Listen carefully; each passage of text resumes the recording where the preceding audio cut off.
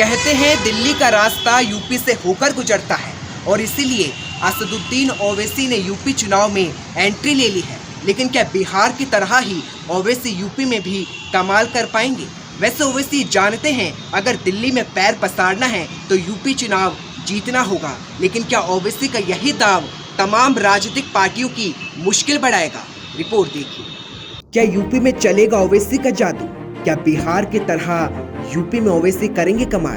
क्या यूपी के गढ़ में ओवैसी दे पाएंगे टक्कर? ये सवाल इसलिए क्योंकि AIMIM के चीफ असदुद्दीन ओवैसी की यूपी के चुनाव में एंट्री हो गई है। यूपी की राजनीति में चर्चा ओवैसी की पार्टी ऑल इंडिया मजलिस इत्तेहादुल मुस्लिमीन की जबरदस्त हो रही है। ओवैसी अच्छे से जानते हैं अगर दिल्ली पहुंचना है तो रास्ता यूपी से जाता है।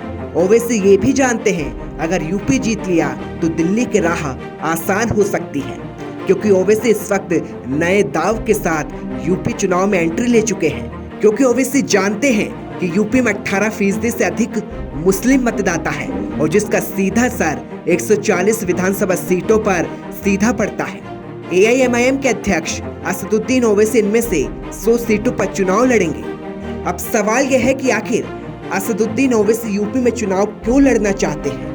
ओवैसी जानते हैं अगर पार्टी को मजबूत करना है तो यूपी के गढ़ में एंट्री लेना बेहद जरूरी है। अगर ओवैसी तेलंगाना में अपनी पार्टी का वर्चस्व बढ़ाना चाहते हैं, राजनीतिक कद बढ़ाना चाहते हैं और सुर्खियों में बने रहना चाहते हैं तो ओवैसी को यूपी में चुनाव जीतना बेहद जरूरी है। वैसे देखा जाए तो चुनाव में ओवैसी ने योगी को बड़ा चैलेंज भी दे दिया है।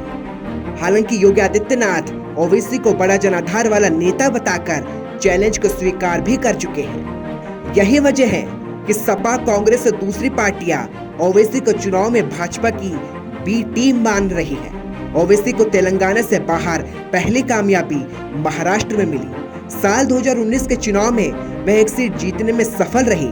लोकसभा में AIMIM के अब 2 सांसद हैं। यूपी में भी ओवैसी 2017 के चुनाव से किस्मत आजमा चुके हैं। ओवैसी 38 सीटों पर चुनाव लड़े और 37 पर जमानत जब्त हुई। करीब 2.5% वोट मिले थे। लिहाजा पार्टी चुनाव में कुछ सीट पर बेहतर प्रदर्शन करने में सफल रहती है तो वहीं पश्चिम बंगाल में हार के दाग भी धुल जाएंगे। यूपी चुनाव में ओवैसी की एंट्री जाहिर कर चुकी है कि अगर ओवैसी को दिल्ली का रास्ता तय करना है तो यूपी में किस्मत आजमानी ही पड़ेगी।